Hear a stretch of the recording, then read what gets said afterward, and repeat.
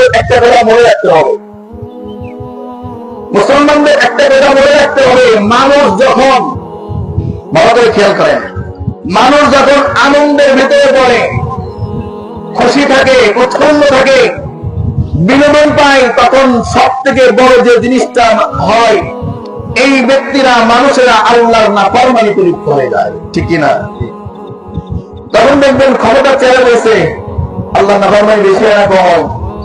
টাকাওয়ালা যখন হয়ে যায় বেশি হয় না কম হয়, দরিদ্র মানুষের কাছ থেকে যেমন নাফরমানি হয়, বড়লোক মানুষ টাকাওয়ালা মানুষের কাছে বেশি হয় না কম হয়, ক্ষমতাওয়ালা মানুষের কাছে আল্লাহ নাফরমানি বেশি হয় না, ক্ষমতা যার নাই তার কাছে বেশি হয়। এই জন্য আল্লাহ তাআলা, এটা আমার কথা না, আমাদের রাখবেন না, এটা আমার কথা না, মালিকের কথা, সূরা মাআরিজের মধ্যে আল্লাহ আলোচনা করতেছে, ওয়াইযা মাসাল গায়রু মানুহা, যখন মানুষকে কল্যাণ পাকড়াও করে কল্যাণ নেমে আসে তার উপরে,